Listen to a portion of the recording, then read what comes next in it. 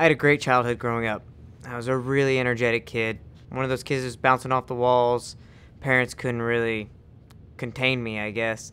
I guess that's really how my start in gymnastics began.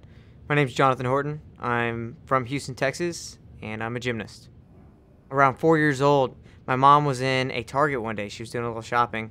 She knew the moment she took her eyes off of me. I mean, I was the kind of kid that was going to disappear. She turned around for like 2 seconds. She turned back, and I was gone. She was freaking out. Took like 10 minutes to find me, but finally the manager of the store comes up to her and says, "Ma'am, I think we found your son." The manager pointed to the ceiling, and she looked up, and there I was, wrapped around a pole that I had climbed in the middle of the store. I had climbed all the way to the top. It was like a 25, 30-foot pole, and I was just hanging out up there. It was like nothing. She went home that day, told my dad that I was a freak. They put me in gymnastics the next day.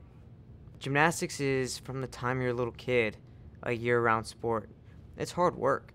I mean, you go home from practices even at a young age and you're tired and you've got blisters on your hands, and you kind of have to decide really, really young, is this something that I want to do, and stay committed to it for my whole life. I remember the day that I really made that commitment. It was in '96. I was watching the Olympic Games in Atlanta, Georgia, when the Magnificent Seven women's gymnastics team won a gold medal. I remember watching them up on the awards podium with the national anthem playing, and I just looked at them in awe, like, wow, that's what I want to do. I want to be an Olympic gold medalist one day. I want to be able to stand on top of an awards podium and see my flag raised up and hear my national anthem. And so at that time, I mean, I was doing a pretty good job in the sport, but I took myself to another level. And I've really never looked back since then. My proudest accomplishment in my life is probably two things. One of them being the bronze medal with the team in Beijing, for sure.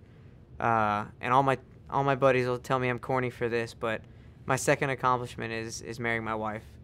My wife definitely understands what I do every day, what it is, the kind of training that I go through, and she gets it. I've had a lot of ups and downs in the sport. I've had a lot of times where I could have told myself, this is it, I don't need to go on any longer. It's the little successes every day, and the big ones at competitions that kind of come together. And I think that's helped me build my confidence, just knowing I belong here. I love gymnastics. And it's not every day that you get to sit back and think about your life and go, wow, I'm doing exactly what I want, and I'm loving every moment of it.